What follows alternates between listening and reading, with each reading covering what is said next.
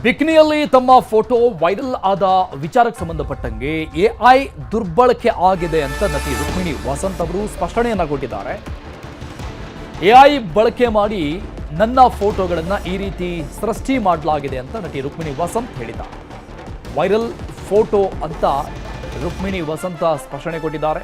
ಇದನ್ನ ಬೇಕಂತಲೇ ವೈರಲ್ ಮಾಡಲಾಗಿದೆ ಅಂತ. ಎಐ ಎಡಿಟೆಡ್ ಚಿತ್ರಗಳು, ಎಲ್ಲ ಚಿತ್ರಗಳು ಸಂಪೂರ್ಣ ನಕಲಿ ಅಂತ ಹೇಳಿದ್ದಾರೆ ನಟಿ. ಮಾರ್ಫ್ ಫೋಟೋ ಸೃಷ್ಟಿ ಮಾಡಿ ಶೇರ್ ಮಾಡಿದ್ದಾರೆ. ಇದು ನನ್ನ ಮರ್ಯಾದೆ ಹಾಳು ಮಾಡುವ ಪ್ರಯತ್ನ ಅಂತ ಹೇಳಿದ್ದಾರೆ ನಟಿ ರುಕ್ಮಿಣಿ ವಸಂತ. ಫೇಕ್ ಕಂಟೆಂಟ್ ಕ್ರಿಯೇಟರ್ಸ್ ವಿರುದ್ಧ ದೂರು ಕೊಡ್ತೀನಿ ಅಂತ ಕೂಡ ಹೇಳಿದ್ದಾರೆ. ನಕಲಿ ಫೋಟೋಗಳನ್ನು ಯಾರೂ ಶೇರ್ ಮಾಡಬೇಡಿ, ಪ್ರೋತ್ಸಾಹಿಸಬೇಡಿ ಇಂಥದ್ದಕ್ಕೆಲ್ಲ ಅಂತ ಮನವಿಯನ್ನ ಮಾಡಿಕೊಂಡಿದ್ದಾರೆ ಅಭಿಮಾನಿಗಳಲ್ಲಿ.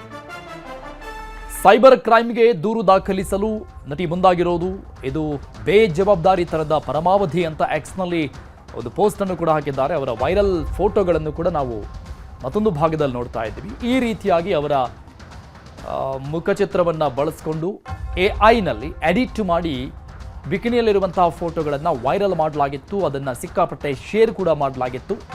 ಬೇಕಂತಲೇ ಮಾಡಿರುವಂತಹ ಷಡ್ಯಂತ್ರ, ನನ್ನ ಮರ್ಯಾದೆಗೆ ಧಕ್ಕೆ ತರುವಂಥ ಕೆಲಸವನ್ನು ಯಾರು ಮಾಡಿದ್ದಾರೆ ಅವರ ವಿರುದ್ಧ ನಾನು ಕ್ರಮವನ್ನು ತೆಗೆದುಕೊಳ್ತೀನಿ ಅಂತ ನಟಿ ರುಕ್ಮಿಣಿ ವಸಂತ್ ಅವರು ಹೇಳಿರೋದು. ನೋಡಿ, ಟೋಟಲಿ ಅದನ್ನು ಗಮನಿಸ್ತಾ ಇದ್ದರೆ ನಿಜವೇನೋ ಅನ್ನುವಂಥ ರೀತಿಯಲ್ಲಿದೆ.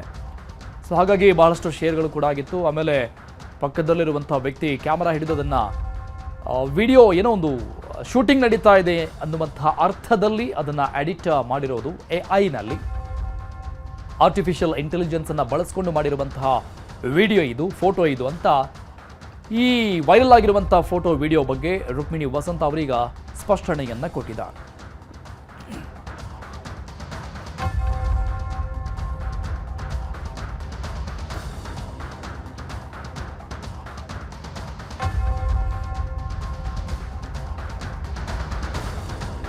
ಈ ಬಗ್ಗೆ ಡೀಟೇಲ್ಸ್ ಕೊಡ್ತಾರೆ ನಮ್ಮ ಪ್ರತಿನಿಧಿ ಸತೀಶ್. ನ್ಯೂಸ್ ಡೆಸ್ಕ್ನಿಂದ ಲೈವ್ನಲ್ಲಿ ಜಾಯ್ನ್ ಆಗ್ತಾ ಇದ್ದಾರೆ. ಸತೀಶ್, ಎಐ ಅನ್ನುವಂಥದ್ದು ಅಥವಾ ತಂತ್ರಜ್ಞಾನ ಅನ್ನುವಂಥದ್ದು ಎಷ್ಟರ ಮಟ್ಟಿಗೆ ಒಳ್ಳೆಯ ಕೆಲಸಗಳಿಗೆ ಅಥವಾ ಡೆವಲಪ್ಮೆಂಟ್ಗೆ ಬಳಕೆ ಆಗ್ತಾ ಇದೆಯೋ ಅದೇ ಪ್ರಮಾಣದಲ್ಲಿ ಕೆಟ್ಟದ್ದಕ್ಕೂ ಕೂಡ ಬಳಸಿಕೊಳ್ಳುವಂಥರ ಸಂಖ್ಯೆಯನ್ನು ಕಡಿಮೆ ಇಲ್ಲ. ಇದು ಅನೇಕ ನಟ ನಟಿಯರ ಬಾಳಲ್ಲಿ ಬಂದು ಹೋಗಿದೆ, ನಾವು ನೋಡಿದ್ದೀವಿ. ಅದನ್ನು ಸುಮಾರು ಜನ ಎದುರಿಸಿದ್ದಾರೆ. ಇಲ್ಲಿಷ್ಟಿಗೆ ಈಗ ರುಕ್ಮಿಣಿ ವಸಂತ್ ಅವರು ಕೂಡ ಸೇರ್ಪಡೆ ಆಗಿದ್ದಾರೆ. ಖಂಡಿತವಾಗ್ಲೂ ಅರುಣ್, ಈ ಒಂದು ಡಿಜಿಟಲ್ ದುನಿಯಾ ಇರಲಿ ಅಥವಾ ಒಂದು ಸೋಷಿಯಲ್ ಮೀಡಿಯಾ ಒಂದು ಹಾದಿ ತಪ್ಪುವಂಥದ್ದು, ದುರ್ಬಳಕೆ ಆಗ್ತಿರುವಂಥದ್ದು ಇದು ಮೊದಲೇನಲ್ಲ. ಅದರಲ್ಲೂ ಕೂಡ ಈ ಒಂದು ತಂತ್ರಜ್ಞಾನ ಅನ್ನುವಂಥದ್ದು ಹೆಚ್ಚಾಗಿ ಸ್ವಲ್ಪ ಕಾಟ ಕೊಡ್ತಿರುವಂಥದ್ದು ಒಂದು ಸಿನಿಮಾದ ನಟಿಯರಿಗೆ ಅನ್ನುವಂಥದ್ದು. ಇತ್ತೀಚೆಗೆ ರಶ್ಮಿಕಾ ಮಂದಣ್ಣ ಕೂಡ ಇದೇ ರೀತಿಯಾದಂತಹ ಒಂದಷ್ಟು ಕಿರಿಕಿರಿಯನ್ನು ಅನುಭವಿಸಿದ್ರು. ಈಗ ಮತ್ತೊಬ್ಬ ಕನ್ನಡದ ನಟಿ, ಅದರ ಕನ್ನಡದ ಸಿನಿಮಾಗಳ ಜೊತೆ ಬೇರೆ ಬೇರೆ ಭಾಷೆಯಲ್ಲೂ ಕೂಡ ಬ್ಯುಸಿ ಇರುವಂತಹ ರುಕ್ಮಿಣಿ ವಸಂತ್ ಅವರಿಗೆ ಈಗ ಎಐನ ಒಂದು ಅಸ್ತ್ರ ತಲೆ ಕೆಡಿಸಿದೆ ಅಂತಲೇ ಹೇಳ್ಬೋದು. ಕಿಡಿಗೇಡಿಗಳು ಅವರ ಒಂದು ಎಐ ತಂತ್ರಜ್ಞಾನವನ್ನು ಬಳಸಿ ಅವರ ಒಂದು ಬಿಕಿನಿಯ ಫೋಟೋಗಳನ್ನು ಎಲ್ಲ ಕಡೆ ವೈರಲ್ ಮಾಡುವ ಮುಖಾಂತರ ಇದೇನಪ್ಪ ಈ ಕನ್ನಡದ ಸಿನಿಮಾಗಳಲ್ಲಿ ಒಂದು ಉತ್ತಮ ಪಾತ್ರಗಳಲ್ಲಿ ಕಾಣಿಸ್ಕೊಳ್ತಿದ್ದಂತಹ ನಟಿ ಸಡನ್ನಾಗಿ ಯಾಕೆ ಈ ರೀತಿ ಆದರೂ, ಒಂದು ಸಕ್ಸಸ್ ಸಿಕ್ಕ ನಂತರ ಬಾಲಿವುಡ್ನ ವ್ಯಾಮೋಹದಲ್ಲಿ ಏನಾದರೂ ಅವರು ಈ ರೀತಿಯಾಗಿ ಬಿಕಿನಿ ಹಾಕಿ ಒಂದು ಫೋಟೋಶೂಟ್ನ ಮಾಡಿಸ್ಕೊಂಡ್ರ ಅನ್ನುವಂಥ ನಿಟ್ಟಿನಲ್ಲಿ ಅವರ ಅಭಿಮಾನಿಗಳಿರೋದು ಅಥವಾ ಫ್ಯಾಮಿಲಿ ಏನು ಅದರಲ್ಲೂ ಕಾಂತಾರ ಅನ್ನುವಂಥ ಒಂದು ಸಿನಿಮಾವನ್ನು ನೋಡಿ ಅವರನ್ನು ಮೆಚ್ಚಿದಂತಹ ಬಹುತೇಕ ಮಂದಿ ಇದ್ಯಾಕೆ ಈ ರೀತಿಯಾದಂತಹ ಹುಚ್ಚು ಇವರಿಗೆ ಬಂತು ಅನ್ನುವಂಥ ನಿಟ್ಟಿನಲ್ಲಿ ಮಾತಾಡ್ತಿದ್ರು. ಆದರೆ ಇದೆಲ್ಲ ಅದು ಸತ್ಯ ಅಲ್ಲ, ಇದು ಸುಳ್ಳು. ಎಐ ತಂತ್ರಜ್ಞಾನವನ್ನು ಬಳಸಿ ಈ ರೀತಿಯಾಗಿ ಮಾಡುವ ಮುಖಾಂತರ ಅವರ ಒಂದು ಖ್ಯಾತಿಗೆ ಧಕ್ಕೆ ತರುವಂಥ ಒಂದು ಕೆಲಸವನ್ನು ಅಥವಾ ಅವರು ಯಾರು ಈ ಒಂದು ಎಐ ತಂತ್ರಜ್ಞಾನದ ಮುಖಾಂತರ ಅವರನ್ನು ಬಿಕಿನಿ ಫೋಟೋಗಳನ್ನು ಮಾಡಿದ್ದಾರೆ ಅಲ್ಲೋ ಲೈಕ್ಸ್ಗೋ ಕಮೆಂಟ್ಸ್ಗೋ ಯಾವ ವಿಚಾರಕ್ಕೆ ಗೊತ್ತಿಲ್ಲ. ಒಟ್ಟಾರೆಯಾಗಿ ಈಗ ಅವರ ಒಂದು ಖಾಸಗಿ ಬದುಕಿಗೆ ಧಕ್ಕೆ ತರುವಂಥ ವಿಚಾರವನ್ನು ಈ ಒಂದು ತಂತ್ರಜ್ಞಾನವನ್ನು ಬಳಸಿ ಮಾಡಿರುವಂಥದ್ದು. ಈಗ ಅದರ ವಿರುದ್ಧನೂ ಕೂಡ ರುಕ್ಮಿಣಿ ವಸಂತನೂ ಕೂಡ ಅವರ ಒಂದು ಆಕ್ರೋಶವನ್ನು ಹೊರಹಾಕಿದ್ದಾರೆ. ಅದರ ಜೊತೆಗೆ ಈ ರೀತಿಯಾದಂತಹ ಕೆಲಸಗಳನ್ನು ಮಾಡಬಾರ್ದು, ಏನು ಈ ರೀತಿಯಾದ ಫೋಟೋಗಳು ಏನಿದೆ ಅದು ಕಂಪ್ಲೀಟಾಗಿ ಸುಳ್ಳು, ಇದೆಲ್ಲ ಒಂದು ತಂತ್ರಜ್ಞಾನವನ್ನು ಬಳಸಿ ಈ ರೀತಿ ಮಾಡಿದ್ದಾರೆ. ಇದರ ವಿರುದ್ಧ ನಾನು ಕೂಡ ಕಾನೂನು ಮುಖಾಂತರ ಒಂದು ಉತ್ತರವನ್ನು ಕೊಡ್ತೀನಿ, ಸೈಬರ್ ಕ್ರೈಮ್ಗೆ ದೂರನ್ನು ಕೊಡ್ತೀನಿ ಅನ್ನುವಂಥ ನಿಟ್ಟಿನಲ್ಲಿ ಈ ರೀತಿ ಯಾವ ಕಿಡಿಗೇಡಿಗಳು ಅವರ ಒಂದು ಫೋಟೋವನ್ನು ತಂತ್ರಜ್ಞಾನದ ಮುಖಾಂತರ ಬಿಕಿನಿ ಬಟ್ಟೆಯಲ್ಲಿ ತೋರಿಸಿದಂಥವರಿಗೆ ಒಂದು ಕಾನೂನಿನ ಎಚ್ಚರಿಕೆಯನ್ನು ಕೊಟ್ಟಿದ್ದಾರೆ. ಸೊ ಇದರ ಒಂದು ಕಡೆ ನಟಿಯರಾದರೆ ಮತ್ತೊಂದು ಕಡೆ ಈ ರೀತಿಯಾದಂಥ ಒಂದು ತಂತ್ರಜ್ಞಾನ ಬೇರೆ ಬೇರೆ ರೀತಿಯಲ್ಲಿ ದುರ್ಬಳಕೆ ಆಗ್ತಾ ಇದೆ. ಇದರ ವಿರುದ್ಧ ಸರ್ಕಾರವಾಗಲಿ ಅಥವಾ ಕನ್ನಡ ಚಿತ್ರರಂಗ ಅಥವಾ ಬೇರೆ ಬೇರೆ ಇಂಡಸ್ಟ್ರಿಯಲ್ಲೂ ಕೂಡ ಈ ರೀತಿಯಾದಂಥ ಒಂದು ಸಮಸ್ಯೆಯನ್ನು ಕಾಡ್ತಿದ್ದಾರೆ. ಸೊ ಇದಕ್ಕೆ ಮುನ್ನೆಚ್ಚರಿಕೆಯಾಗಿ ಸರ್ಕಾರ ಯಾವ ರೀತಿಯಾದಂತಹ ಒಂದು ಕಟ್ಟುನಿಟ್ಟಾದ ರೂಲ್ಸ್ಗಳನ್ನು ತರ್ತಾರೆ ಮತ್ತು ಈ ರೀತಿಯಾಗಿ ಹೆಣ್ಣು ಮಕ್ಕಳ ಅವರ ಒಂದು ಖಾಸಗಿ ಬದುಕಿಗೆ ಧಕ್ಕೆ ಮಾಡುವಂತಹ ವಿಚಾರವನ್ನು ಯಾರ್ಯಾರು ಸೋಷಿಯಲ್ ಮೀಡಿಯಾದಲ್ಲಿ ವೈರಲ್ ಮಾಡ್ತಾರೆ ಅಂಥವರ ವಿರುದ್ಧ ಸರ್ಕಾರ ಯಾಕೆ ಒಂದು ಕಠಿಣವಾದಂತಹ ಒಂದು ಕ್ರಮವನ್ನು ತಗೊಳ್ತಿಲ್ಲ ಗೊತ್ತಿಲ್ಲ. ಇಂದು ರುಕ್ಮಿಣಿ ವಸಂತ, ನಾಳೆ ಬೇರೆ ಯಾರಾದರೂ ನಟಿ ಇರ್ಬೋದು ಅಥವಾ ಬೇರೆ ಯಾರಾದರೂ ಇರ್ಬೋದು. ಸೊ ಈ ರೀತಿ ಆಗೋದಕ್ಕಿಂತ ಮುಂಚಿತವಾಗಿ ಒಂದು ಸೋಷಿಯಲ್ ಮೀಡಿಯಾ ಬಳಸ್ತಿರುವಂಥ ಪ್ರತಿಯೊಬ್ಬರು, ಒಂದು ಕಡೆ ಸರ್ಕಾರ ಇರ್ಬೋದು ಅಥವಾ ಮತ್ತು ನಾವು ಇರ್ಬೋದು, ಒಂದು ಮುನ್ನೆಚ್ಚರಿಕೆಯಿಂದ ಇರುವಂಥದ್ದು ಬಹಳ ಪ್ರಮುಖವಾಗಿರುವಂಥದ್ದು. ಅರುಣ್, ಥ್ಯಾಂಕ್ ಯು ಸತೀಶ್ ಡೀಟೇಲ್ಸ್ಗೆ. ಬಳ್ಳಾರಿಯಲ್ಲಿ ಕಾರ್ಪೊರೇಟರ್ ಗಂಡನ ವಿರುದ್ಧ ವಂಚನೆ ಮಾಡಿರುವಂತಹ ಆರೋಪ ಕೇಳಿಬಂದಿದೆ. ಅದು ಕೂಡ ಸೈಟ್ ಕೊಡೋದಾಗಿ ಹಣವನ್ನ ಪಡೆದು ವಂಚನೆ ಮಾಡಿದ್ದಾರೆ ಅಂತ ಗಂಭೀರ ಆರೋಪ ಮಾಡಿರೋದು ಬಳ್ಳಾರಿಯ ಕಾರ್ಪೊರೇಟರ್ ಒಬ್ಬರ ಪತಿಯ ವಿರುದ್ಧ. ಆರೋಪ ಹೊತ್ತಿರುವಂತಹ ಶಿವರಾಜ್ ಅನ್ನುವಂಥ ವ್ಯಕ್ತಿ ಈಗ ರಿಯಾಕ್ಷನ್ ಕೊಟ್ಟಿದ್ದಾರೆ ಈ ಆರೋಪದ ಬಗ್ಗೆ. ಪಾಲಿಕೆಯ ಕಾಂಗ್ರೆಸ್ ಸದಸ್ಯೆ ಉಮಾದೇವಿ ಅವರ ಪತಿ ಶಿವರಾಜ್, ಈ ಪ್ರಕರಣಕ್ಕೂ ನನಗೂ ಯಾವುದೇ ಸಂಬಂಧ ಇಲ್ಲ ಅಂತ ಹೇಳಿದ್ದಾರೆ. ನಾನು ಕೇವಲ ಮಧ್ಯವರ್ತಿಯಾಗಿದ್ದೆ ಅಷ್ಟೇ ಅಂತ ಹೇಳಿದ್ದಾರೆ ಶಿವರಾಜ್ ಅವರು. ಸೈಟ್ ಮಾಡಿರುವ ಜಮೀನು ಬೇರೆಯವರ ಹೆಸರಲ್ಲಿದೆ, ಆದರೆ ಈ ವ್ಯವಹಾರ ಆಗುವಾಗ ನನ್ನ ಮನೆಗೆ ಬಂದು ದುಡ್ಡು ಕೊಟ್ಟು ಹೋಗಿದ್ದಾರೆ ಅಷ್ಟೇ, ಹೀಗಂತ ಈಗ ಹೇಳಿಕೆಯನ್ನು ಕೊಟ್ಟಿದ್ದಾರೆ. ಹಗರಣದಿಂದ ಎಸ್ಕೇಪ್ ಆಗುವುದಕ್ಕೆ ಆ ರೀತಿಯಲ್ಲಿ ಮಾತನಾಡಿದ್ರ ಶಿವರಾಜ್ ಅನ್ನೋ ಅನುಮಾನ ಇದೆ. ಕಾಂಗ್ರೆಸ್ನ ಕಾರ್ಪೊರೇಟರ್ ಉಮಾದೇವಿಯವರ ಗಂಡ ಇದಕ್ಕೆ ಸ್ಪಷ್ಟನೆ ಕೊಟ್ಟಿರು. ಮಣ್ಣಿನಾಗೆ ಹೆಸರು ಐತಂದ್ರೆ ಅವ್ರ ಭೂಮಿ ಅಂತ ತಿಳ್ಕೊಂಡಿವಿ, ಆದ್ರೆ ನಾನು ಖರೀದಿ ಮಾಡಿಲ್ಲ. ಅದು ನಾನು ತೋಮಕ್ಕೆ ಹೋಗಿಲ್ಲ. ಅವ್ರು ಬಂದು ಇಲ್ಲಣ್ಣ ನಾವು ಯಾರನ್ನ ದೊಡ್ಡದಿದ್ರೆ ನಮ್ಗೆ ತಾಂತಾರೆ ಅಂತ ಅಂದ್ರೆ ಒಂದು 10-12 ಪ್ಲಾಟ್ ಅವ್ರಿಗೆ ಅವ್ರ ಸಾಮಾಜಿಕರಿಗೆ ಕೊಟ್ಟಾರ. ಅವ್ರಿಗೆ ಏನೈತೆ ಗೊತ್ತಿಲ್ಲ. ನನ್ನ ಎದುರಿಗೆ ದುಡ್ಡು ಕೊಟ್ಟಾರ, ದುಡ್ಡು ತಗೊಂಡಾರ. ನಾನು ಇದ್ದೀನಿ, ಅದು ನಮ್ಮನೆ ಕಡೆ ಬಂದಾರ. ಯಾರನ್ನ ದೊಡ್ಡರಿದ್ರೆ ಎದುರಿಗೆ ಕೊಡ್ತಾವಪ್ಪ, ನೀನು ಮೊದಲೇ ಸ್ವಲ್ಪ ಮೋಟ ಕಾಣ್ತಿ, ಮತ್ತೆ ಕೊಟ್ಟಿಲ್ಲ ಅಂದ್ರೆ ಬಾಕಿ ಇರೋದಕ್ಕೆ ಕಷ್ಟ. ಅಣ್ಣರಾದ್ರೆ ಶಿವರಾಜ್ ಅಣ್ಣ ಅರ್ಥಕ್ಕೆ ಹೋಗನು. ಹೋದ್ಮೇಲೆ ನಾನು ಹೇಳ್ತೀನಿ, ಅವ್ರು ಹೇಳಿದ್ರೆ ತಗೊಂಡಿರಿಲ್ಲ. ಅಷ್ಟು ಬಿಟ್ಟು ಬೇರೆ ಏನು ಇದಿಲ್ಲ. ನಾನೇನು ಅದ್ರ ಕಬ್ಜಾ ಮಾಡಿಲ್ಲ. ನಾನೇನು ಒಂದು ಎಕರೆ ಭೂಮಿನೂ ತಗೊಂಡಿಲ್ಲ, ಒಂದು ಸೆಂಟ್ನೂ ತಗೊಂಡಿಲ್ಲ. ಪಾಣಿನಾಗೆ ಹೆಸರು ಐತಂದ್ರೆ ಅವ್ರ ಭೂಮಿ ಅಂತ ತಿಳ್ಕೊಂಡಿವಿ, ಆದ್ರೆ ನಾನು ಖರೀದಿ ಮಾಡಿಲ್ಲ. ಅದು ನಾನು ತೋಮಕ್ಕೆ ಹೋಗಿಲ್ಲ. ಬಸವರಾಜ ಕಾರ್ಪೊರೇಟರ್ ಗಂಡ ಅವರ ವಿರುದ್ಧ ಕೇಳಿಬಂದಂತಹ ಒಂದು ಅತಿ ದೊಡ್ಡ ಆರೋಪ ಇದು. ಒಂದು ಲೇಔಟ್ ಅಲ್ಲಿರುವಂತಹ ಸೈಟ್ಗಳ ಕೊಡಿಸ್ತೀನಿ ಅಂತ ಹಣ ಇಸ್ಕೊಂಡಿದ್ದಾರೆ ಅಂತ, ಬಟ್ ಯಾವುದೇ ಸಂಬಂಧ ಇಲ್ಲ ನನಗೆ ಅಂತ ಹೇಳ್ತಾ ಇದ್ದಾರೆ. ಬಟ್ ವ್ಯವಹಾರ ಆಗಿದ್ದು ನಮ್ಮ ಮನೇಲೆ ಅಂತ ಹೇಳ್ತಾ ಇದ್ದಾರೆ. ತುಂಬ ದ್ವಂದ್ವಾದಂಥ ಹೇಳಿಕೆಯನ್ನು ಕೊಡ್ತಾ ಇದ್ದಾರೆ. ಅಂದರೆ ಇದರಿಂದ ಜಾರ್ಕೊಳ್ಬೇಕು ಅನ್ನುವಂಥ ರೀತಿಯಲ್ಲಿ ಮಾತನಾಡ್ತಾ ಇದ್ದಾರಾ ಅಂತ.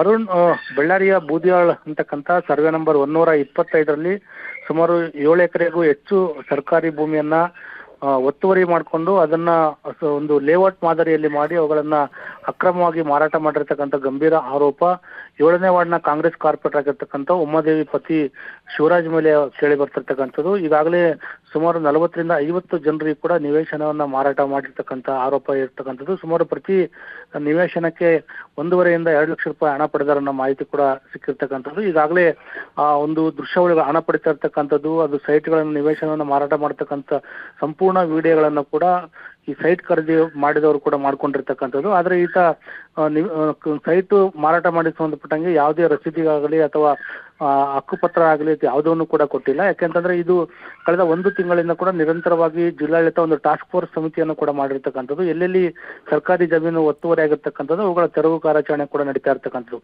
ಈ ಒಂದು ತೆರವು ಕಾರ್ಯಾಚರಣೆ ಸಂದರ್ಭದಲ್ಲಿ ಇದು ಸರ್ಕಾರಿ ಭೂಮಿ ಅಂತ ಹೇಳಿ ಗೊತ್ತಾಗಿರ್ತಕ್ಕಂಥದ್ದು. ಈಗಾಗಲೇ ಒಂದು ಸೈಟ್ ಪಡೆದುಕೊಂಡವರು ಕೂಡ ನಾವು ಈ ರೀತಿಯಾಗಿ 2 ಲಕ್ಷ 1.5 ಲಕ್ಷ ಕೊಟ್ಟು ನಾವು ಇಂಥವರಿಂದ ಶಿವರಾಜ್ ಅವರಿಂದ ಕೂಡ ನಾವು ಸೈಟ್ ಅನ್ನ ಖರೀದಿ ಮಾಡಿದ್ವಿ ಅನ್ನೋ ಆ ಒಂದು ಹೇಳಿಕೆಯನ್ನ ಕೊಟ್ಟ ನಂತರ ಈಗ ಅವರಿಗೆ ಒಂದು ಕಡೆ ಹಣವೂ ಇಲ್ಲ, ನಿವೇಶನ ಇಲ್ತಕ್ಕಂಥ ಪರಿಸ್ಥಿತಿ ಕೂಡ ನಿರ್ಮಾಣ ಆಗಿರ್ತಕ್ಕಂಥದ್ದು. ಆದ್ರೆ ಇದಕ್ಕೆ ಕಾಂಗ್ರೆಸ್ ಮುಖಂಡ ಮತ್ತು ಕಾರ್ಪೊರೇಟರ್ ಪತಿಯಾಗಿರ್ತಕ್ಕಂಥ ಶಿವರಾಜ್ ಅವರು ಸ್ಪಷ್ಟನೆ ಕೊಡ್ತಕ್ಕಂಥದ್ದು. ಆದ್ರೆ ಇದು ಹೊನ್ನೂರು ಸ್ವಾಮಿ ಅವರಿಗೆ ಸೇರ್ತಕ್ಕಂಥ ಭೂಮಿ, ಹಾಗಾಗಿ ಆ ಒಂದು ವಿಚಾರಕ್ಕೆ ಸಂಬಂಧಪಟ್ಟಂಗೆ ಅವರ ಹೆಸರಲ್ಲಿ ಸೈಟ್ಗಳು ಮಾರಾಟ ಆಗಿರ್ತಕ್ಕಂಥದ್ದು. ಆದರೆ ಅದು ಸೈಟ್ ಮಾರಾಟ ಆಗಿರ್ತಕ್ಕಂಥದ್ದು ನಮ್ಮ ಮನೆಯಲ್ಲಿ ಅನ್ನೋ ಮಾಹಿತಿಯನ್ನು ಕೊಟ್ಟಿರ್ತಕ್ಕಂಥದ್ದು. ಆದರೆ ಇದರಿಂದ ತಪ್ಪಿಸ್ಕೊಳ್ತಕ್ಕಂಥ ಪ್ರಯತ್ನವನ್ನು ಕೂಡ ಮಾಡ್ತಾ ಇದ್ದಾರೆ. ಆದರೆ ಈಗಾಗಲೇ ಜಿಲ್ಲಾಧಿಕಾರಿಗಳು ಕೂಡ ಈ ಬಗ್ಗೆ ಒಂದು ತನಿಖೆ ಮಾಡುವಂತೆ ತಹಶೀಲ್ದಾರಿಗೆ ಕೂಡ ಒಂದು ಸೂಚನೆಯನ್ನು ಕೂಡ ಕೊಟ್ಟಿರ್ತಕ್ಕಂಥದ್ದು. ಯಾರು ತಪ್ಪಿಸ್ತಾರೆ ಅವರ ವಿರುದ್ಧ ಕೂಡ ಕಾನೂನು ರೀತಿಯಲ್ಲಿ ಕ್ರಮ ಕೈಗೊಳ್ಳತಕ್ಕಂಥದ್ದು. ಜೊತೆಗೆ ಪೊಲೀಸ್ ಠಾಣೆಯಲ್ಲಿ ಕೂಡ ಕ್ರಿಮಿನಲ್ ಎಫ್ಐಆರ್ ದಾಖಲು ಮಾಡಿ ತನಿಖೆಯನ್ನು ಮಾಡಲಿಕ್ಕೆ ಕೂಡ ಈಗಾಗಲೇ ಜಿಲ್ಲಾಧಿಕಾರಿಗಳು ಕೂಡ ಸೂಚನೆಯನ್ನು ಕೊಟ್ಟಿರ್ತಕ್ಕಂಥದ್ದು. Thank you Basavaraj ಡೀಟೇಲ್ಸ್ಗೆ.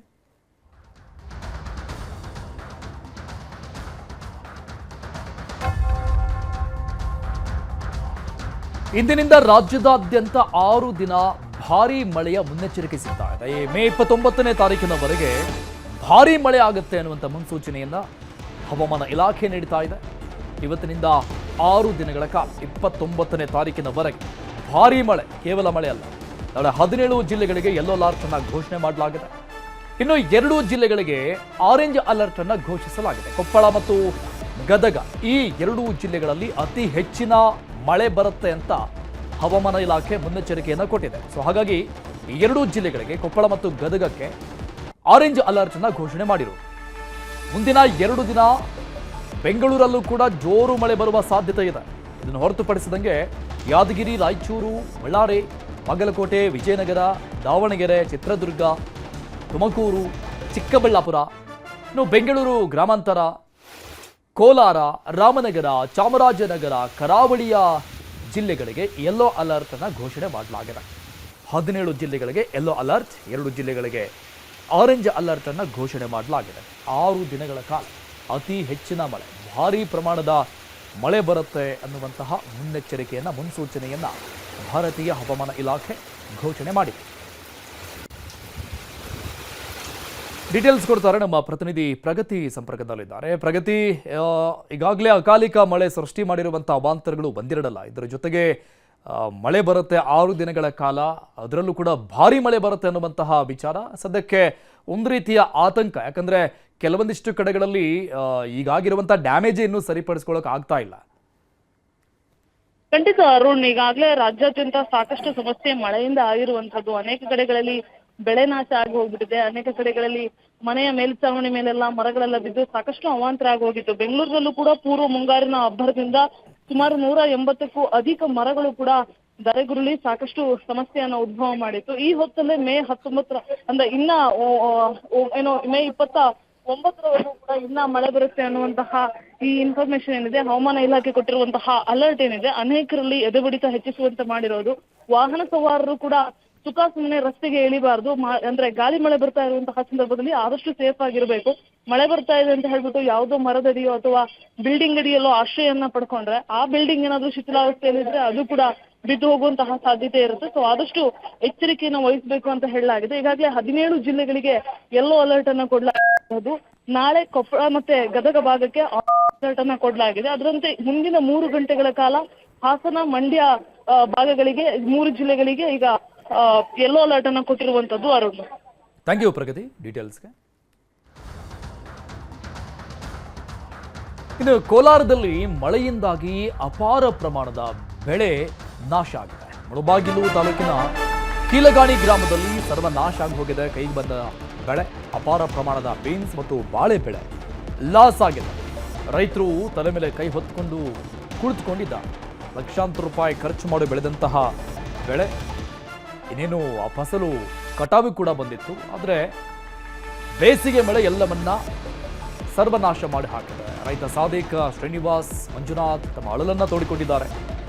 ವರಮಹಾಲಕ್ಷ್ಮಿ ಹಬ್ಬಕ್ಕೆ ಅಂತ ಲಾಭದ ಬಾಳೆ ಬೆಳೆಯನ್ನು ಹಾಕಿದ್ರು. ಅತಿ ಹೆಚ್ಚಿನ ಮಾರಾಟ ಆಗುತ್ತೆ, ಬೆಲೆ ಜಾಸ್ತಿ ಸಿಗುತ್ತೆ ಅಂತ ಬಿರುಗಾಳಿ ಸಹಿತ ಜೋರು ಮಳೆಗೆ ಎಲ್ಲ ಬಾಳೆ ಬೆಳೆ ಸರ್ವನಾಶ ಆಗಿಬಿಟ್ಟಿದೆ. 16 ಎಕರೆ ಪ್ರದೇಶದಲ್ಲಿ ಬೆಳೆದಿದ್ದಂತಹ ಲಕ್ಷಾಂತರ ರೂಪಾಯಿ ಬೆಲೆ ಬಾಳುವ ಬಾಳೆ ಬೆಳೆ ಈಗ ಬೆಳೆ ನಾಶಕ್ಕೆ ರಾಜ್ಯ ಸರ್ಕಾರ ಪರಿಹಾರ ಕೊಡಬೇಕು, ಅದು ಆದಷ್ಟು ಬೇಗ ಕೊಡಬೇಕು ಅಂತ ರೈತರು ಆಗ್ರಹಿಸ್ತಾ ಇದ್ದಾರೆ, ಕೇಳ್ಕೊಳ್ತಾ ಇದ್ದಾರೆ. ನೊಂದಂತಹ ರೈತರು ಎಷ್ಟು ಸಾವಿರ ಎಕರೆಗಳಲ್ಲಿ ಈ ರೀತಿಯಾಗಿ ಬೆಳೆ ಹಾನಿಯಾಗಿದೆ ಗೊತ್ತಿಲ್ಲ. ಈ ಬಗ್ಗೆ ಸರ್ವೆಗಳನ್ನು ಕೂಡ ಸರ್ಕಾರ ನಡೆಸಬೇಕಾಗುತ್ತೆ. ಒಂದು ಕಡೆ ಬೀನ್ಸ್ ಬೆಳೆ, ಮತ್ತೊಂದು ಕಡೆ ಬಾಳೆ ಬೆಳೆ ಯಾವ ರೀತಿಯಾಗಿ ನಾಶ ಆಗಿದೆ ಅನ್ನುವಂತಹ 2 ದೃಶ್ಯವನ್ನ ನೋಡ್ತಾ ಇದ್ವಿ. ಕೋಲಾರದಲ್ಲಿ ನಡೆದಂತಹ ಘಟನೆ ಇದು. ಬೀನ್ಸ್ 3/4 ಎಕರೆ ಐತೆ, ಎಲ್ಲ ಬಿದ್ದುಬಿಟ್ಟೈತೆ. ಹಾಕಿದ್ರೆ ಒಂದು 2 ಲಕ್ಷ ಗಂಟ. ಇಲ್ಲೇ ಸ್ಯಾಂಪಲ್ಗೆ ಬರೋ ಟೈಮ್ 90-80 ರೂಪಾಯಿ ಐತೆ. ಲಾಸ್ ಆಗೈತಣ್ಣ. ಕಷ್ಟ ಬರ್ತದಣ್ಣ, ಕಷ್ಟ ಎಲ್ಲ ಇಂಟ್ರೆಸ್ಟ್ಗೆ ಎತ್ಕೊಂಬಂದು ಬೆಳೆ ಮೇಲೆ ಹಾಕ್ತೀರಿ, ಅವ್ರು ಕೊಡೋಕ್ಕಾಗಲ್ಲ. ಆವಾಗ ಜಾಸ್ತಿ ಬಾಧಿ ಕಷ್ಟಗಳು ಬರ್ತದಣ್ಣ. ನನ್ನ ಅನುಕೂಲ ಮಾಡಿಕೊಡು ಅನ್ಕೊಂಡು ಹೇಳ್ಬೇಕಣ್ಣ, ಪರಿಹಾರ ಮಾಡಿಕೊಡ್ಬೇಕು ಹಂಗೆ ಹೇಳ್ತೀರಿ. ಬೆಳೆಗಳು ಬಾಳೆಹಣ್ಣು, ಬೀನ್ಸು, ಟೊಮಾಟೊ ಎಲ್ಲ ಬೆಳೆದಿದ್ದೀವಿ. ದಯವಿಟ್ಟು ಗೌರ್ಮೆಂಟ್ನಿಂದ ಏನೇನೋ ಸಹಕಾರ ಕೊಡ್ತಾ ಇರ್ತಾರೆ. ಅದರಿಂದ ನಮಗೆ ನಷ್ಟ ಆಗಿದೆ. ಗೌರ್ಮೆಂಟು ಸ್ವಲ್ಪ ದಯವಿಟ್ಟು ನಮಗೆ ಸ್ವಲ್ಪ ಸಹಾಯ ಮಾಡಬೇಕು. ಇವಾಗ ಪ್ರೆಸೆಂಟ್ ಅಂದರೆ 4 ಲಕ್ಷ ಮೇಲೆ ಲಾಸ್ ಆಗಿದೆ. ಬಿದ್ದಂತಹ ಜೋರು ಮಳೆ ಮತ್ತು ಬಿರುಗಾಳಿ ನಮ್ಮ ಬಾಳೆ ಗಿಡ ತೋಟ ಸಂಪೂರ್ಣವಾಗಿ ನಾಶ ಆಗಿದೆ. ಸುಮಾರು 350 ಗಿಡಗಳಷ್ಟು ಇನ್ನೊಂದು 2 ತಿಂಗಳಲ್ಲಿ ಫಸಲು ಕೊಯ್ಯಬೇಕಾಗಿತ್ತು. ವರಮಹಾಲಕ್ಷ್ಮಿ ಹಬ್ಬಕ್ಕೆ 100% ಬರ್ತಾಯಿತ್ತು ಸರ್. ಈಗ ನಾವು ಬಂಡವಾಳ ಒಂದು 4 ಲಕ್ಷ ಮೇಲೆ ಹಾಕಿದ್ದೀವಿ. ಈಗ ನಮ್ಗೆ ಒಂದು 15 ಲಕ್ಷ ಬರ್ತಾಯಿತ್ತು. ಈಗ 350 ಮರ ಅಂತಂದರೆ ಸುಮಾರು 4 ಲಕ್ಷ ಲಾಸ್ ಆಗಿದೆ ಸರ್. ನನ್ನ ಥರ ಯಾವ ರೀತಿ ಬೇರೆ ಥರ ರೈತರು ತೊಂದರೆಗೊಳಗಾಗಿದ್ದಾರೆ, ಅವ್ರಿಗೂ ಸಹ ಸರ್ಕಾರ ಸೂಕ್ತವಾಗಿರ್ತಕ್ಕಂಥ ಪರಿಹಾರವನ್ನು ಕೊಡಬೇಕು. ಇದು ರೈತರ ಆಗ್ರಹ. ಲಿಟ್ರಲಿ ಕೇಳ್ಕೊಳ್ತಾ ಇದ್ದಾರೆ ಅವರು. ಯಾಕಂದರೆ ಲಕ್ಷಾಂತರ ರೂಪಾಯಿ ಖರ್ಚು ಮಾಡಿ ಬೆಳೆದಿದ್ದಂತಹ ಬೆಳೆ ಈ ರೀತಿಯಾಗಿ ನಾಶ ಆಗಿರೋದು, ಇನ್ನೇನು ಮಾರ್ಕೆಟಿಗೆ ಕಳಿಸ್ಬೇಕಾದಂಥ ಬೆಳೆ ಇದು. ಹಾಗಾಗಿ ಬಹಳ ಕಷ್ಟ ಆಗುತ್ತೆ. ಸಾಲ ಸೂಲ ಮಾಡಿ ತಂದು ಹಾಕಿ ಬೆಳೆಯನ್ನು ಬೆಳೆದು ಈಗ ಅಕಾಲಿಕ ಮಳೆ ಕಾರಣದಿಂದ ನಷ್ಟ ಉಂಟಾಗುತ್ತೆ. ಈ ಸಮಯದಲ್ಲಿ ಸರ್ಕಾರ ನಮ್ಮ ಬೆಂಬಲಕ್ಕೆ ನಿಂತ್ಕೊಳ್ಬೇಕು. ಈ ಆದಂತಹ ನಷ್ಟಕ್ಕೆ ಸೂಕ್ತವಾದಂತಹ ಪರಿಹಾರವನ್ನ ಪ್ರತಿಯೊಬ್ಬ ರೈತರಿಗೂ ಕೊಡಬೇಕು ಅಂತ ಇನ್ನೊಂದು ರೈತರು ಕೇಳ್ಕೊಳ್ತಾ ಇದ್ದಾರೆ. ಅದು ಯಾವಾಗ ಸರ್ಕಾರ ಇವರ ನೋವಿಗೆ ಸ್ಪಂದಿಸುತ್ತೆ ಅನ್ನೋದು ಸದ್ಯಕ್ಕಿರುವಂತಹ ಪ್ರಶ್ನೆ ಆಗಿದೆ. 1 ಎಕರೆಯಲ್ಲಿ ಬೆಳೆದಂತಹ ಬೀನ್ಸ್ ಬೆಳೆ ಒಂದು ಕಡೆ ನಾಶ ಆಗಿದೆ. ಇದು ಕೇವಲ ಒಂದಿಷ್ಟು ಎಕ್ಸಾಂಪಲ್ಸ್ಗಳನ್ನು ತೋರಿಸ್ತಾ ಇದ್ದೀವಿ. ಕೋಲಾರದಾದ್ಯಂತ ಬಹುತೇಕ ಭಾಗಗಳಲ್ಲಿ ಇದೇ ರೀತಿಯಾದಂತಹ ಅವಾಂತರಗಳು ಸೃಷ್ಟಿಯಾಗಿದೆ. ಸಿಗುತ್ತೆ ಪರಿಹಾರ. ಕಾಯಿಗಳು ಬರ್ತಾ ಇರೋದು ಒಂದ್ಸತಿ 2 ಸತಿ. ಇನ್ನೇನು ವರಮಹಾಲಕ್ಷ್ಮಿ ಹಬ್ಬ ಸನಿಹದಲ್ಲಿರೋದು. ಸೊ ಅದಕ್ಕಾಗಿ ಆ ಹಬ್ಬವನ್ನ ಮುಂದಿಟ್ಕೊಂಡು ಅಲ್ಲಿಗೆ ಬೆಳೆ ಕೈಗೆ ಬರುತ್ತೆ. ಕಟಾವು ಮಾಡಿ ಆ ಹಬ್ಬದ ದಿನದ ಅಷ್ಟೊತ್ತಿಗೆ ಮಾರ್ಕೆಟಿಗೆ ತೆಗೆದುಕೊಂಡು ಹೋದ್ರೆ ನಮಗೂ ಬೆಳೆದಂತಹ ಪರಿಶ್ರಮಕ್ಕೆ ಒಂದಿಷ್ಟು ಲಾಭ ಸಿಗುತ್ತೆ ಅನ್ನುವಂತಹ ಲೆಕ್ಕಾಚಾರದಲ್ಲಿ ರೈತರಿದ್ರು. ಆದ್ರೆ ಅವರ ಲೆಕ್ಕಾಚಾರ ಎಲ್ಲವೂ ಕೂಡ ಈಗ ನೀರಲ್ಲಿ ಹೋಮ ಮಾಡ್ದಂಗಾಗಿದೆ, ಬುಡಮೇಲಾಗಿ ಹೋಗಿದೆ. ಯಾಕಂದ್ರೆ ದೃಶ್ಯದಲ್ಲಿ ನೋಡ್ತಾ ಇದೀವಿ, ಒಂದೇ ಒಂದು ಬಾಳೆ ಗಿಡಗಳು ನೆಟ್ಟಾಗಿ ನಿಂತ್ಕೊಂಡಿಲ್ಲ, ಎಲ್ಲ ಕೊನೆ ಸಮೇತವಾಗಿ ಮುರಿದುಕೊಂಡು ಕೆಳಗೆ ಬಿದ್ದು ಹೋಗಿದೆ. 10 ಎಕರೆಯಲ್ಲಿ ಕೇವಲ ಇಬ್ಬ ರೈತರ ಹೊಲದಲ್ಲಿ ಮಾತ್ರ ಈ ರೀತಿಯಾದಂತಹ ಅವಾಂತರ ಸೃಷ್ಟಿಯಾಗಿದ್ದಲ್ಲ, 100 ಕಡೆಗಳಲ್ಲಿ ಈ ರೀತಿಯಾದಂತಹ ಸಮಸ್ಯೆಗೆ ಸೃಷ್ಟಿಗೆ ಅಕಾಲಿಕ ಮಳೆ ಕಾರಣ ಆಗಿದೆ. ಸೊ ಹಾಗಾಗಿ ರೈತರು ತಮ್ಮ ಅಳಲನ್ನ ತೋಡಿಕೊಡ್ತಾ ಇದ್ದಾರೆ. ಇಂತಹ ಕಷ್ಟದ ಸಂದರ್ಭದಲ್ಲಿ ಸರ್ಕಾರ, ಜನಪ್ರತಿನಿಧಿಗಳು, ಈ ಜಿಲ್ಲಾ ಉಸ್ತುವಾರಿಗಳು ಯಾರಿದ್ದಾರೆ ಅಥವಾ ಸಂಬಂಧಪಟ್ಟಂತಹ ಅಧಿಕಾರಿಗಳು ಈ ಬಗ್ಗೆ ಗಮನ ಕೊಡಿ, ನಮ್ಮನ್ನು ಸ್ವಲ್ಪ ನೋಡಿ ಅಂತ ತಮ್ಮ ಅಳಲನ್ನ ತೋಡಿಕೊಳ್ತಾ ಇದ್ದಾರೆ ಈ ಭಾಗದ ರೈತರು. ಕಾಯಿಗಳು ತೋರಿಸ್ತಾ ಇರು.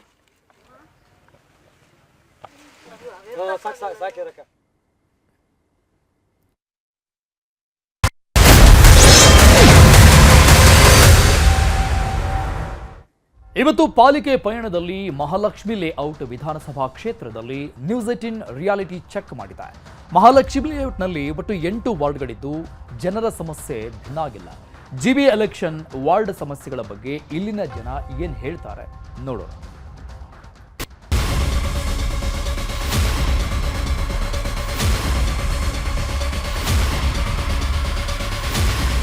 ಜಿಬಿ ಎಲೆಕ್ಷನ್ಗೆ ಮುಹೂರ್ತ ಫಿಕ್ಸ್ ಆಗಿದೆ. ಚುನಾವಣಾ ಆಯೋಗ ಎಲೆಕ್ಷನ್ ನಡೆಸೋದಕ್ಕೆ ಸೂಚನೆ ಕೊಟ್ಟಿದೆ. ಈ ಹೊತ್ತಲ್ಲೇ ನ್ಯೂಸ್ 18 ಕನ್ನಡ ಪಾಲಿಕೆ ಪಯಣವನ್ನ ಆರಂಭಿಸಿದೆ. ನಾನೀಗ ಮಹಾಲಕ್ಷ್ಮಿ ಲೇಔಟ್ ವಿಧಾನಸಭಾ ಕ್ಷೇತ್ರದಲ್ಲಿದ್ದೀನಿ. ಇಲ್ಲಿ ಒಟ್ಟು 12 ವಾರ್ಡ್ಗಳು ಬರುತ್ತೆ.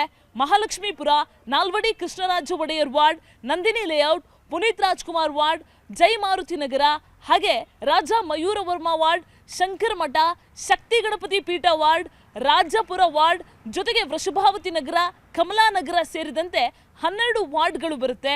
ಈ ಏರಿಯಾದಲ್ಲಿ ಏನೇನು ಸಮಸ್ಯೆ ಇದೆ, ಜಿಬಿ ಎಲೆಕ್ಷನ್ ಬಗ್ಗೆ ಇಲ್ಲಿನ ಜನ ಏನ್ ಹೇಳ್ತಾರೆ, ಅದೆಲ್ಲವನ್ನು ಕೂಡ ಇಂಚಿಂಚಾಗಿ ನಿಮ್ಮ ಮುಂದೆ ಬಿಚ್ಚಿಡ್ತಾ ಹೋಗ್ತೀವಿ, ಕೇಳಿ.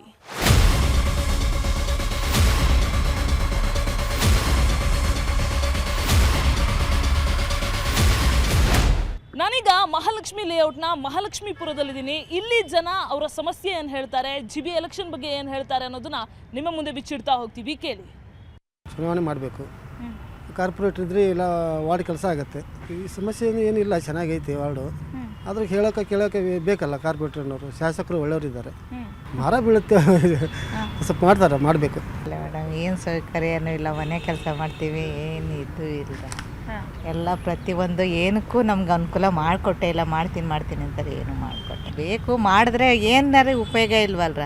ಇಷ್ಟು ಕೂಲಿ ಮಾಡೋರಿಗೆ ಈ ಥರ ಎಲ್ಲರಿಗೂ ಈ ಥರ ಇದು ಮಾಡುತ್ತಾರೆ ಅಂದರೆ ನಾವು ನೆಂಬಿ ಕೂಲಿ ಮಾಡೋದು. ಇದು ಬಿಟ್ಟರೆ ನೀನು ಕೆಲಸನೂ ನಮ್ಗೆ ಗೊತ್ತಿಲ್ಲ, ಓದಂತ ಬರೆಯೋದು. ನಾನು ಇಲ್ಲಿಂದ ನೇರವಾಗಿ ನಂದಿನಿ ಲೇಔಟ್ಗೆ ಹೋಗ್ತೀನಿ. ಅಲ್ಲಿ ಜನ ಏನು ಹೇಳ್ತಾರೆ, ಎಲೆಕ್ಷನ್ ಬಗ್ಗೆ ಅಭಿಪ್ರಾಯ ಏನು ಕೇಳ್ತಾ ಹೋಗೋಣ ಬನ್ನಿ. ಸೊ ನಾನೀಗ ನಂದಿನಿ ಲೇಔಟ್ಗೆ ಬಂದಿದ್ದೀನಿ. ಇಲ್ಲಿ ಜನ GB ಎಲೆಕ್ಷನ್ ಬಗ್ಗೆ ಏನು ಹೇಳ್ತಾರೆ ಕೇಳ್ತಾ ಹೋಗೋಣ ಬನ್ನಿ.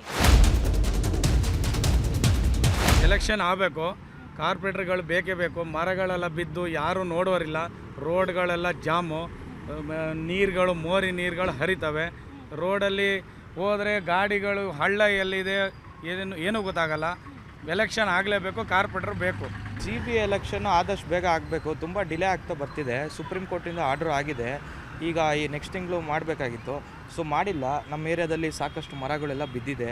ಈ ಕಾರಣ BBMP ಎಲೆಕ್ಷನ್ ಬಂದರೆ ಎಲ್ಲ ನಮ್ಮ ಮಹಾಲಕ್ಷ್ಮಿ ಲೇಔಟ್ ಕಾನ್ಸ್ಟಿಟ್ಯೂನ್ಸಿಲಿ ಇರೋ ಜನರಿಗೆಲ್ಲ ಯೂಸ್ ಆಗುತ್ತೆ. ಸೊ ಆದಷ್ಟು ಬೇಗ GB ಎಲೆಕ್ಷನ್ ಮಾಡಿ. ಮತ್ತು ತುಂಬ ಮರಗಳು ಬಿದ್ದಿದೆ ಈ ಮಳೆ ಬಂದಿರೋ ಕಾರಣದಿಂದ. ನಿನ್ನೆ ಇಲ್ಲಿ ನಂದಿನಿ ಲೇಔಟ್ ಪಾರ್ಕ್ ಹತ್ರ ಆಗಿರ್ಬೋದು, ತುಂಬ ಮರಗಳು ಬಿದ್ದಿದೆ. ಆದಷ್ಟು ಬೇಗ GB ಎಲೆಕ್ಷನ್ ನಡೆಸಿ ಎಲ್ಲ ಜನರಿಗೆ ಸಮಸ್ಯೆಗಳಿಗೆಲ್ಲ ಒಂದು ಪರಿಹಾರ ಸಿಗುತ್ತೆ ಅನ್ನೋದು ನನ್ನ ಕಡೆಯಿಂದ ಇದು ಮನವಿ.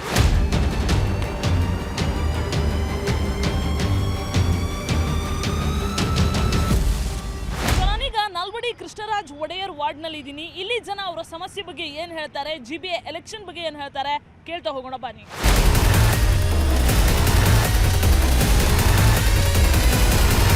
ಇದು ಒಟ್ಟೆ ಎಲೆಕ್ಷನ್ ಮಾಡೋದು ಒಳ್ಳೆಯದು. ಒಂದೊಂದು ಏರಿಯಾಗೆ ಒಬ್ಬೊಬ್ಬ ಕಾರ್ಪೊರೇಟ್ ಇದ್ದಾಗ ಸ್ವಲ್ಪ ಈ ಥರ ನೋಡಿ ಇವಾಗೆಲ್ಲ ಆಗುತ್ತಲ್ಲ, ಅದೆಲ್ಲ ಸ್ವಲ್ಪ ಕಂಟ್ರೋಲ್ ಅವ್ರು ಸಪ್ರೇಟಾಗಿ ಇಟ್ಕೊಂಡು ಇದು ಮಾಡ್ತಾರೆ. ಬೇರೆ ಇವಾಗಿರೋದ್ರಲ್ಲಿ ಒಳ್ಳೆಯದು. BBMP ಎಲೆಕ್ಷನ್ ಆದರೆ ಒಳ್ಳೆಯದು, ತೊಂದರೆ. ಮೇಡಮ್, BBMP ಎಲೆಕ್ಷನ್ ಆಗಿ ಈಗ ಲೆಕ್ಕ ತೊಗೊಂಡ್ರೆ 5 ವರ್ಷ ಆಗಿದೆ. ಈಗ GB ಆಗಿದೆ. GB ಆಗಿ 367-69 ವಾರ್ಡ್ ಮಾಡಿದ್ದಾರೆ. ಇದು ಮಾಡಿರೋದೇನೆಂದರೆ ಪ್ಲಾನ್ ಇಲ್ಲದೆ ಮಾಡಿರೋದು. ಇವರು ಅಧಿಕಾರಿಗಳೇನು ಮಾಡೋರೆ, ಸುಮ್ಮನೆ ಓದ್ಕೊಂಬಂದ್ಬಿಟ್ಟು ಫ್ಯಾಷನ್ ತೋರ್ಸೋಕೆ ಬಂದವ್ರೆ. ಇದು ಆಗೋ ಕೆಲಸ ಅಲ್ಲ. ಸಾರ್ವಜನಿಕರಿಗೆ ಬೇಕಾಗಿರೋದು ಜನಪ್ರತಿನಿಧಿ ಬೇಕು. ಅಧಿಕಾರಿಗಳು ಈಗ ಫೋನ್ ಮಾಡಿದ್ರೆ 1 ವಾರ ಆದಮೇಲೆ ಸಿಗ್ತಾರೆ. ಜನಪ್ರತಿನಿಧಿ ಆದರೆ ತಕ್ಷಣ ಇವತ್ತಲ್ಲ ನಾಳೆ ಆದರೂ ಸಿಗ್ತಾರೆ. ಈಗ ಜನಪ್ರತಿನಿಧಿ ಇಲ್ಲದೇದಕ್ಕಾಗಿಯೇ ಬೆಂಗಳೂರು ಮಹಾನಗರದಲ್ಲಿ ಸಿಕ್ಕಾಪಟ್ಟೆ ಸಮಸ್ಯೆಗಳಾಗಿದೆ.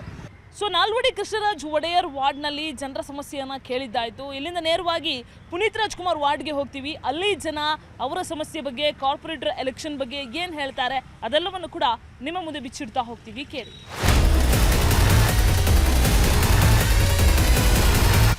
ನಾನೀಗ ಡಾಕ್ಟರ್ ಪುನೀತ್ ರಾಜ್ಕುಮಾರ್ ವಾರ್ಡಲ್ಲಿದ್ದೀನಿ. ಇಲ್ಲಿ ಜನ ಅವರ ಸಮಸ್ಯೆಗಳನ್ನು ಏನೇನು ಹೇಳ್ತಾರೆ ಅನ್ನೋದನ್ನ ಕೇಳ್ತಾ ಹೋಗೋಣ ಬನ್ನಿ.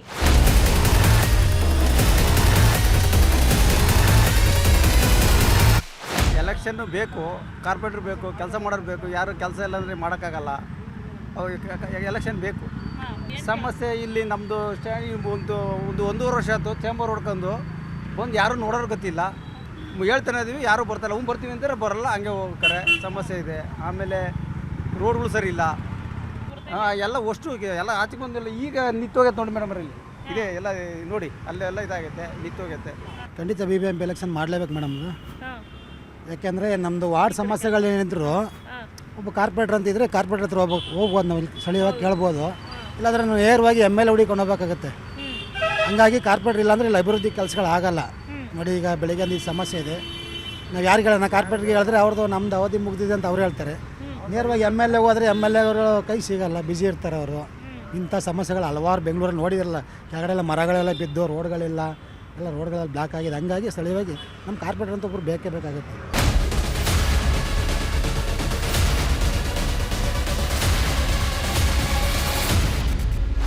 ಇದಿಷ್ಟು ಇಲ್ಲಿ ಜನ ಹೇಳ್ತಾ ಇರುವಂತಹ ಸಮಸ್ಯೆಗಳು. ಇಲ್ಲಿಂದ ನೇರವಾಗಿ ನಾನು ಜಯಮಾರುತಿ ನಗರಕ್ಕೆ ಹೋಗ್ತೀನಿ.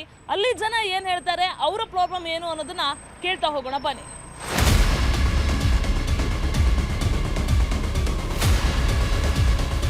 ಸೊ ನಾನು ಮತ್ತೆ ನನ್ನ ತಂಡ ನೇರವಾಗಿ ಜಯಮಾರುತಿ ನಗರ ವಾರ್ಡ್ಗೆ ಬಂದಿದ್ದೀವಿ. ಇಲ್ಲಿ ಜನ BBMP ಎಲೆಕ್ಷನ್ ಬಗ್ಗೆ, GB ಎಲೆಕ್ಷನ್ ಬಗ್ಗೆ ಏನು ಹೇಳ್ತಾರೆ ಕೇಳ್ತಾ ಹೋಗೋಣ ಬನ್ನಿ.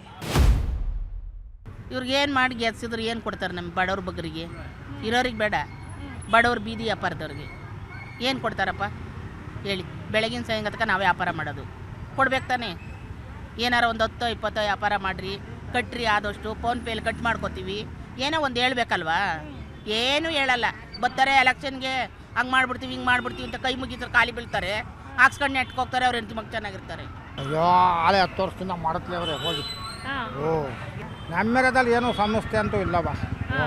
ಎಲ್ಲ ಗೋಪಾಲಣ್ಣವ್ರು ಎಲ್ಲ ಮಾಡ್ತಾವ್ರೆ. ಕಾರ್ಪೊರೇಟರ್ ಬೇಕಾ ಬೇಡ ಹಂಗಾರೆ? ಬೇಕು, ಒಳ್ಳೆ ವ್ಯಕ್ತಿ ಬೇಕು.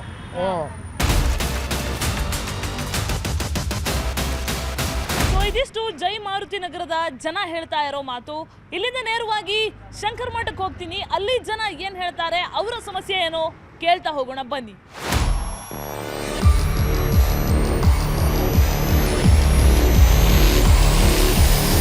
ಸೊ ನಾನೀಗ ನೇರವಾಗಿ ಶಂಕರ್ ಮಠಕ್ಕೆ ಬಂದಿದ್ದೀನಿ. ಇಲ್ಲಿ ಜನ BBMP ಎಲೆಕ್ಷನ್ ಬಗ್ಗೆ ಏನ್ ಹೇಳ್ತಾರೆ ಅವ್ರ ಹತ್ರ ಕೇಳ್ತಾ ಹೋಗೋಣ ಬನ್ನಿ. ಒಂದು 2-3 ಬಾರಿ ಸುಪ್ರೀಂ ಕೋರ್ಟ್ ಕೂಡ ಚಾಟಿ ಬೀಸ್ತಾನೆ ಇದೆ. ಈ ಸರ್ಕಾರಗಳು ಮಲ್ಕೊಂಡೇ ಇದ್ದಾರೆ, ಇನ್ನೂ ಎದ್ದಿಲ್ಲ ಅವರು. ನಮಗೂ ಮೇಡಮ್ ಡೌಟ್ ಇದೆ, ಚುನಾವಣೆ ಮಾಡ್ತಾರೋ ಮಾಡಲ್ವೋ, ಈ ಸಾರ್ವಜನಿಕ ಕಷ್ಟಗಳು ಯಾವ ರೀತಿ ಸ್ಪಂದಿಸಲ್ಲ ಅಂತ ನಮಗೂ ಡೌಟ್ ಇದೆ.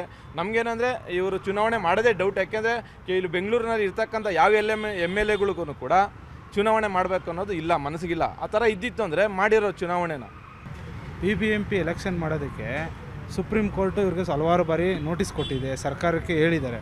ಆದರೆ ಇಲ್ಲಿರುವಂಥ ಶಾಸಕರು, ಬೆಂಗಳೂರಿನಲ್ಲಿರುವ ಶಾಸಕರು ಯಾವುದೇ ರೀತಿ ಇಲ್ಲಿ ಎಲೆಕ್ಷನ್ನೇ ನಡೀಬಾರ್ದು, ನಾವೇನೇ ಅಧಿಕಾರದಲ್ಲಿ ಇರಬೇಕು, ನಮ್ಮ ಕೆಳಗಡೆ ಈ ಕಾರ್ಪೊರೇಟರ್ಗಳು ಬರಬಾರ್ದು ಅನ್ನೋ ಮನಸ್ಥಿತಿಯಿಂದ ಎಲೆಕ್ಷನ್ ಮಾಡೋಕ್ಕೆ ಬಿಡ್ತಾ ಇಲ್ಲ. ಎಲೆಕ್ಷನ್ ಬೇಕಂತೀರಾ? ಹೌದು ಮೇಡಮ್, ಬೇಕು. ಜನಪ್ರತಿನಿಧಿಗಳು ಬೇಕೇ ಬೇಕಲ್ಲ ಮೇಡಮ್. ಸೊ ಇದಿಷ್ಟು GBA ಎಲೆಕ್ಷನ್ ಬಗ್ಗೆ ಶಂಕರ್ ಮಠದ ಜನ ಹೇಳ್ತಾ ಇರುವಂತಹ ಮಾತು. ಎಲೆಕ್ಷನ್ ಆಗಬೇಕು ಅನ್ನುವಂತಹ ಒತ್ತಾಯವನ್ನ ಈ ಭಾಗದಲ್ಲಿ ಜನ ಮಾಡ್ತಾ ಇರೋ ಚಿತ್ರಣ ಕಂಡು ಬಂತು.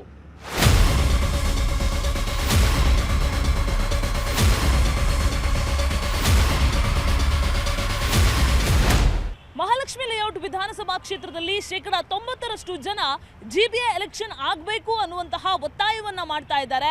ಅಪಾಯಕಾರಿ ಮರಗಳ ತೆರವು ಮಾಡದೆ ಸಾಕಷ್ಟು ಸಮಸ್ಯೆ ಆಗ್ತಾ ಇದೆ. ಈ ವಿಧಾನಸಭಾ ಕ್ಷೇತ್ರದಲ್ಲಿ ಡೇಂಜರಸ್ ಮರಗಳದ್ದೇ ದೊಡ್ಡ ಕಾಟ ಆಗಿ ಹೋಗಿದೆ. ಪ್ರತಿಯೊಂದು ಚಿಕ್ಕ ಪುಟ್ಟ ಸಮಸ್ಯೆಗೂ ನಾವು ಶಾಸಕರ ಬಳಿ ಹೋಗೋದಕ್ಕೆ ಆಗ್ತಾ ಇಲ್ಲ. ಸೊ ಸ್ಥಳೀಯವಾಗಿ ನಮ್ಮ ಸಮಸ್ಯೆ ಬಗೆಹರಿಬೇಕು ಅಂತ ಅಂದ್ರೆ ಕಾರ್ಪೊರೇಟರ್ ಇರಬೇಕು ಅನ್ನುವಂತಹ ಒತ್ತಾಯ ಮಹಾಲಕ್ಷ್ಮಿ ಲೇಔಟ್ ಅಲ್ಲಿ ಕೇಳಿ ಬರ್ತಾ ಇದೆ. ವಿಡಿಯೋ ಜರ್ನಲಿಸ್ಟ್ ರಾಯ್ಡು ಜೊತೆಗೆ ಪ್ರಗತಿ ಶೆಟ್ಟಿ, ನ್ಯೂಸ್ 18 ಬೆಂಗಳೂರು.